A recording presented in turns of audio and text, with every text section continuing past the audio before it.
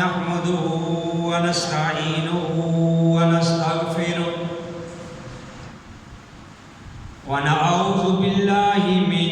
شرور أنفسنا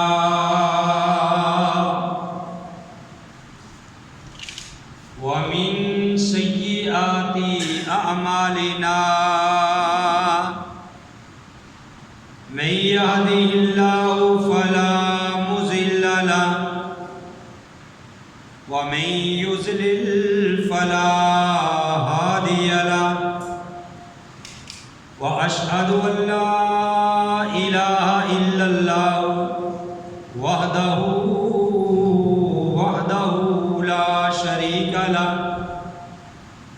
وأشهد أن محمدا عبده ورسوله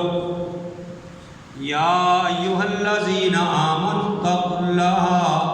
حق تقاته ولا تموتن إلا وأنتم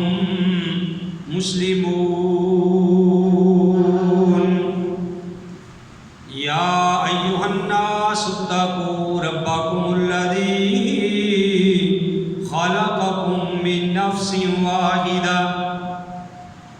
وخلق منها زوجها وبث منهما رجالا كثيرا ونساء واتقوا الله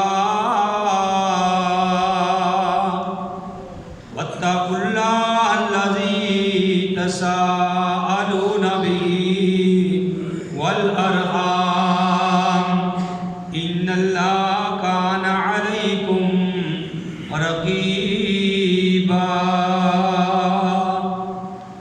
يا أيها الذين آمنوا اتقوا الله وقولوا قولا سديدا يصلح لكم أعمالكم ويغفر لكم ذنوبكم ومن يطع الله ورسوله فقد فاز فوزا عظيما أما بعد فإن خير الحديث كتاب الله وخير الهدي هدي محمد صلى الله عليه وآله وسلم وشر الأمور محدثاتها وكل محدثة بدعة وكل بدعة ضلالة وكل ضلالة في النار. أعوذ بالله السميع العليم من الشيطان الرجيم. بسم الله الرحمن الرحيم. قال الله تبارك وتعالى في سورة النحل فإذا قرأت القرآن فاستعذ بالله من الشيطان الرجيم.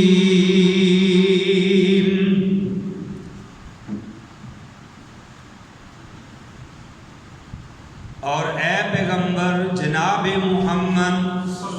صلی اللہ علیہ وآلہ وسلم جب تو قرآن کو پڑھے، جب بھی قرآن کی تلاوت کرنے لگو، فاستعذ باللہ من الشیطان الرجیم، تو تم اللہ کی پناہ میں آ جاؤ شیطان مردود سے.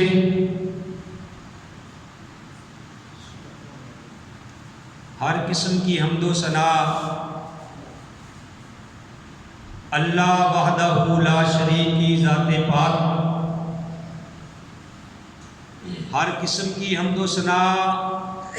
اللہ احکم الحاکمین کی ذات پاک کے لیے، وہ اللہ جو ساری کائنات کا خالق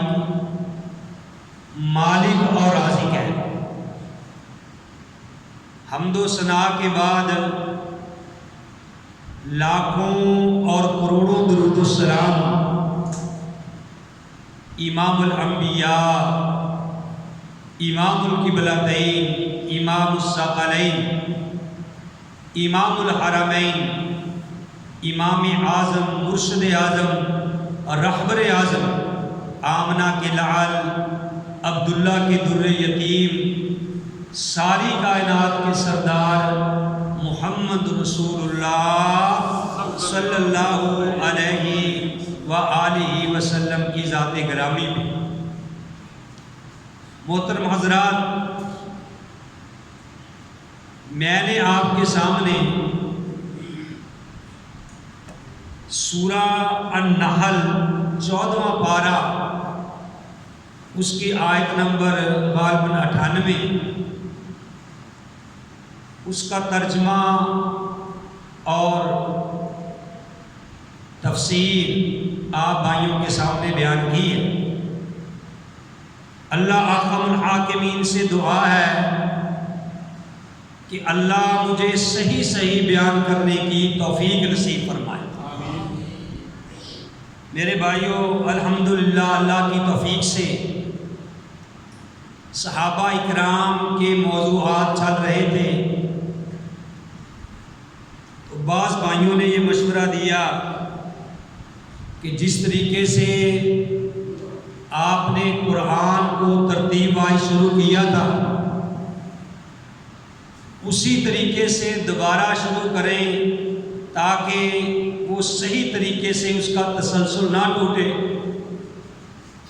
تو میں نے بھی یہی سوچا کہ چلو ٹھیک ہے، اللہ کی توفیق سے ہم شروع سے ہی یہ شروع کرتے ہیں، اور جہاں آیات صحابہ کے بارے میں آئے گی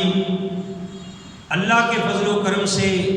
پھر ان کی شان بھی بیان ہوگی، ان کا مقام بھی بیان ہوگا، کیونکہ سارا قرآن ہی ان کی شان سے بھرا پڑا ہے۔ کوئی ایک سپارہ بھی ایسا نہیں ہے، کوئی ایک سورت بھی ایسی نہیں ہے جس میں صحابہ اکرام کی اللہ نے شان بیان نہ کی۔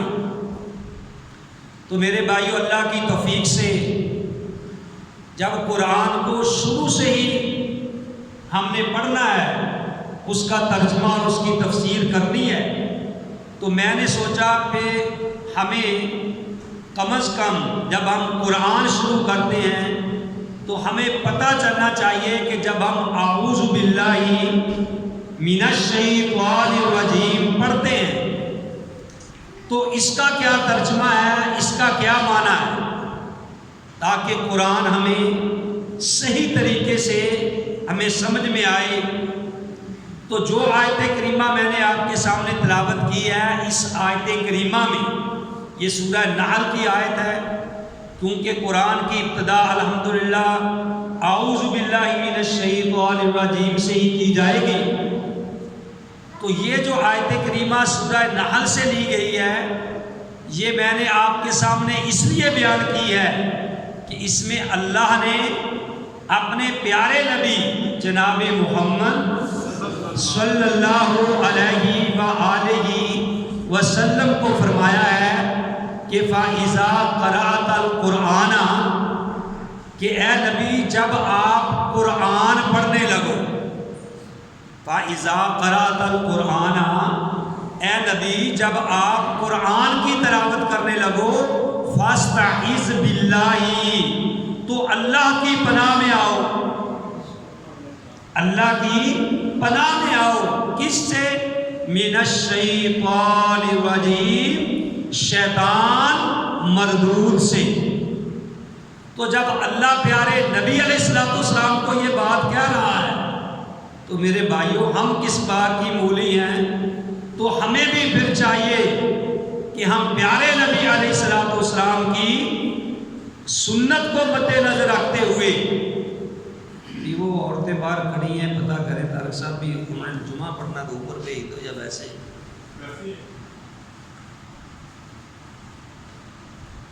تو ہمیں بھی چاہیے کہ جب ہم اللہ کا قرآن پڑھیں، اللہ کا قرآن شروع کریں، تو سب سے پہلے ہمیں کیا پڑھنا چاہیے بھئی؟ اعوذ باللہ من الشیطان الرجیم۔ تو اس کا ترجمہ کیا ہے؟ اعوذ باللہ، میں اللہ کی پناہ میں آتا ہوں۔ جب پڑھنا ہے تو یہ ذہن میں ترجمہ بھی رکھنا ہے کہ اعوذ باللہ، میں اللہ کی پناہ میں آتا ہوں، من الشیطان الرجیم، شیطان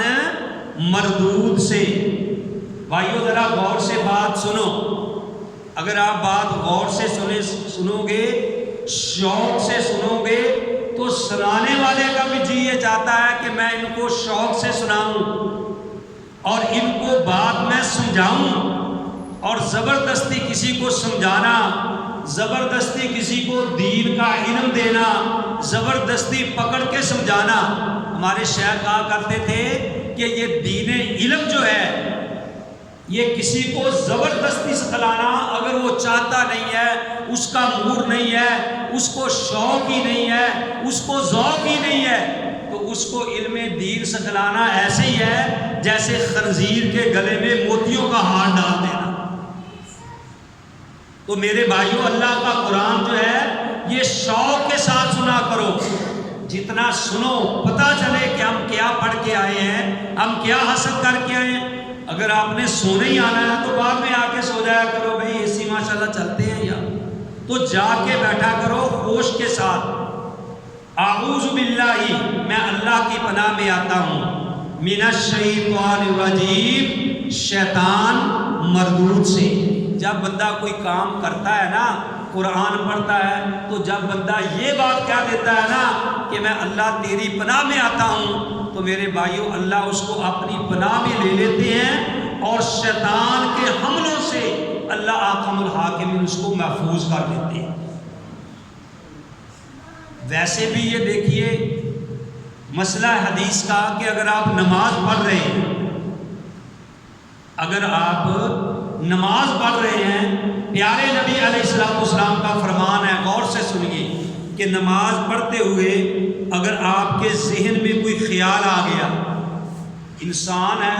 ذہن میں خیال آ جاتا ہے، بیٹھا وہ نماز کی حالت میں کھڑا ہے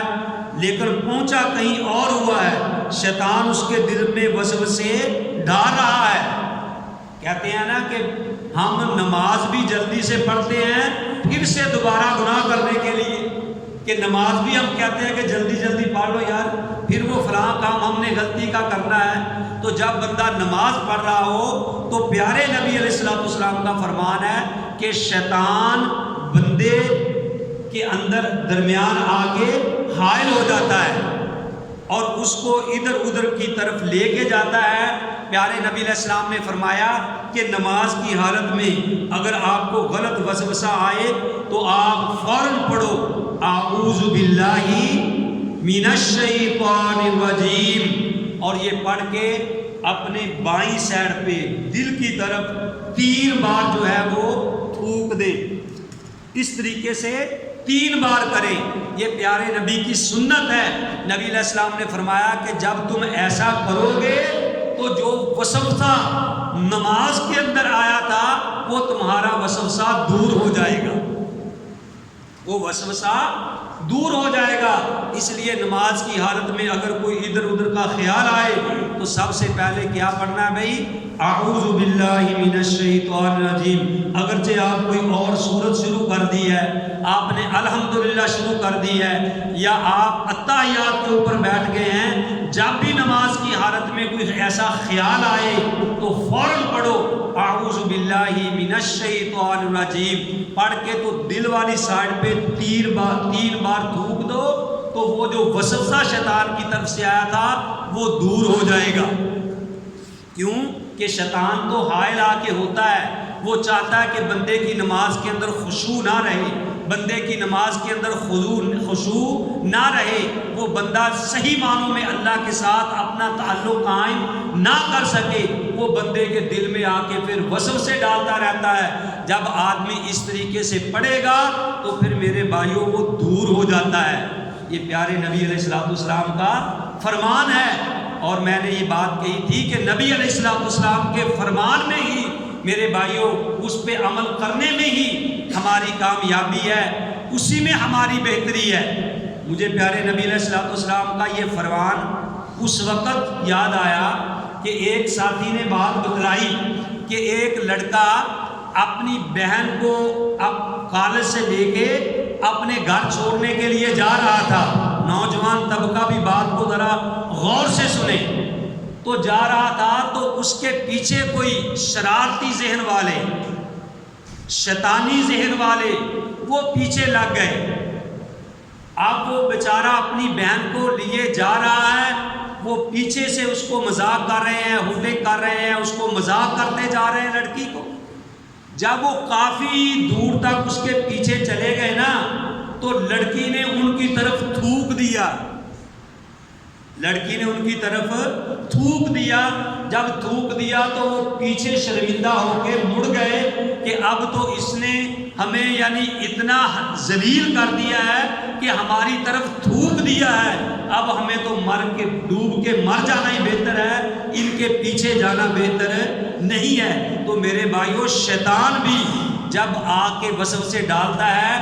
اپنی کوشش کرتا ہے بندے کی نماز کو یعنی خراب کرنے کے لیے، تو جب بندہ کہتا نا اعوذ باللہ من الشیطان الرجیم، تو 3 بار جب تھوکتا ہے دل کی طرف تو شیطان بھی ذلیل ہو کے بھاگ جاتا ہے کہ اب تو اس بندے نے مجھے اتنا حقیر سمجھا کہ میرے اوپر تھوک ہی لیا ہے۔ ٹھیک ہے نا؟ تو ہم کمزور ہیں، تو جب ہم یہ بات کہتے ہیں کہ اعوذ باللہ من الشیطان الرجیم، تو اللہ احکم الحاکمین پھر اس بندے کو اپنی پناہ میں لے لیتے ہیں۔ تو میرے بھائیوں، آج میں آپ کے سامنے اعوذ باللہ من الشیطان الرجیم کی تفسیر رکھنا چاہتا ہوں کہ ہمیں اگر کوئی غصہ بھی آ جائے تو پیارے نبی علیہ السلام کا فرمان ہے، کیونکہ غصہ بھی شیطان کی طرف سے آتا ہے، اس وقت بھی تم پڑھو اعوذ باللہ من الشیطان الرجیم کہ میں اللہ کی پناہ میں آتا ہوں شیطان مردود سے، کہ اللہ میں کمزور ہوں، میں نہیں بچ سکتا۔ یہ اعوذ کا لفظ، تحفظ کا لفظ، یہ اوزا سے نکلا ہے عربی کے اندر، یعنی اوزا چوپائے کے اس بچے کو کہتے ہیں جو گائے یا اونٹنی یا بکری یا بھینس جو بچہ جنتی ہے، جب وہ بچہ جنتی ہے تو وہ بچہ بیچارہ کبھی اٹھتا ہے کبھی بیٹھتا ہے، کبھی اٹھتا ہے کبھی بیٹھتا ہے، اتنا کمزور ہوتا ہے تو وہ بڑی مشکل کے ساتھ اپنی ماں کے یعنی وہ دودھ والی جگہ پہ پہنچتا ہے۔ تو ہم بھی گویا کہ اوزا ہیں، اس چوپائے کے بچے کی طرح کمزور ہیں، جگہ جگہ پہ ہمیں شیطان نے گھیرا ہوا ہے۔ ہم اللہ کو گویا کہ یہ بات کہتے ہیں کہ اللہ ہم بے بس ہیں، اللہ ہم تیرے تک نہیں پہنچ سکتے، اللہ ہم نیکی حاصل نہیں کر سکتے جب تک تو ہمیں پناہ نہ دے، جب تک تو اس شیطان سے ہمیں نہ بچائے۔ تو جب بندہ کہتا ہے کہ اعوذ باللہ من الشیطان الرجیم، اے اللہ میں تیری پناہ میں آتا ہوں شیطان مردود سے، تو اللہ احکم الحاکمین پھر اس بندے کو اپنی پناہ میں لے لیتے ہیں، اور اللہ کے فضل و کرم سے پھر وہ شیطان کے حملوں سے بھی بچ جاتا ہے۔ اسی طرح پیارے نبی علیہ السلام کی یہ سنت ہے کہ جب آپ واش روم میں جائیں، واش روم میں جب جائیں بول و براز کے لیے، آپ نے پیشاب وغیرہ کرنا ہے، تو جب واش روم میں جائیں تو نبی کریم صلی اللہ علیہ وسلم نے ہمیں دعا سکھلائی ہے، وہ ہمیں یاد کرنی چاہیے کہ بسم اللہ اللہم انی اعوذ بک من الخبث والخبائث، بسم اللہ اللہم انی اعوذ بک من الخبث والخبائث۔ اگر ہم پیارے نبی کی بتائی ہوئی ان دعاؤں پہ عمل کر لیں، یہ مسنون طریقے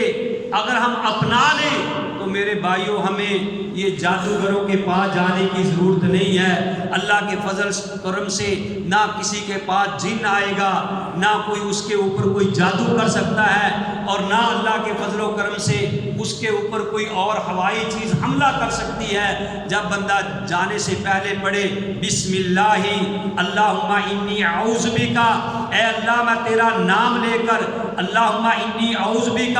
اے اللہ میں تیری پناہ میں آتا ہوں، من الخبث والخبائث، ناپاک جنوں اور ناپاک جننیوں سے، کیونکہ جن اور جننیاں یہ ناپاک جگہ پہ زیادہ رہتے ہیں، پخانے والی جگہ پہ رہتے ہیں۔ جب بندہ واش روم میں جاتا ہے تو وہ کوشش کرتے ہیں بندے کو ورگلانے کی، لیکن جب یہ دعا پڑھ کے داخل ہوگا کہ بسم اللہ اللہم انی اعوذ بک من الخبث والخبائث، کہ اللہ تیرے نام کے ساتھ اللہ میں تیری پناہ میں آتا ہوں ناپاک جنوں اور جننیوں سے، اللہ کے فضل و کرم سے پھر اس کو کوئی چیز بھی نقصان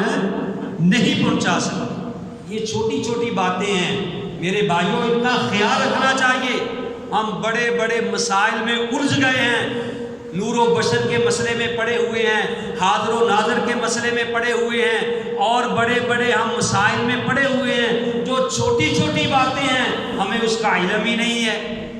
نبی علیہ السلام کے پاس ایک آدمی آتا ہے، وہ کہنے لگا کہ یا رسول اللہ قیامت کب آئے گی؟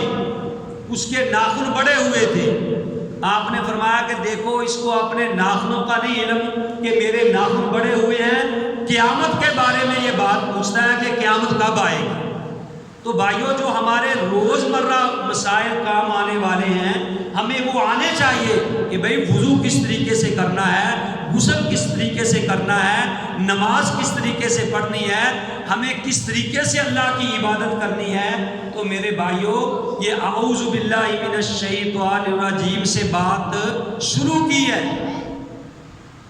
ٹھیک ہے نا؟ اور اللہ کے فضل و کرم سے اب ایسے ہی ہوگا کہ اعوذ باللہ کی تفسیر کی ہے، پھر بسم اللہ الرحمن الرحیم کی ہوگی، پھر سورۃ فاتحہ۔ اسی طرح اللہ کو فضل و کرم سے جب تک اللہ احکم الحاکمین نے توفیق دی، جب تک اس جسم میں جان ہے، منہ میں زبان ہے، اللہ کی توفیق ہے، اللہ مجھے سنانے کی توفیق دے اور اللہ تعالیٰ آپ بھائیوں کو سننے کی توفیق دے۔ تو میرے بھائیوں پھر غور سے بات کو سنیں، انشاءاللہ الرحمن اس میں ہمارا فائدہ ہوگا۔ آج کا جو یہ درس ہے آپ اس کو ایک درس سمجھیں، جیسے کلاس میں استاد اپنے یعنی شاگردوں کو ایک درس دیتا ہے کہ بھئی ہم جب نماز شروع کریں، جب ہم قرآن پڑھنے لگیں تو سب سے پہلے پڑھنا ہے اعوذ باللہ من الشیطان الرجیم، کہ میں اللہ کی پناہ میں آتا ہوں شیطان مردود سے۔ ہمیں غصہ آئے تو اس وقت بھی ہم نے پڑھنا ہے اعوذ باللہ من الشیطان الرجیم۔ ہم نماز پڑھ رہے ہیں، نماز میں ہمیں کوئی غلط وسوسے آگے ہیں تو اس وقت بھی ہم نے اعوذ باللہ من الشیطان الرجیم پڑھ کے اپنی بائیں سائڈ پہ 3 بار جو ہے دل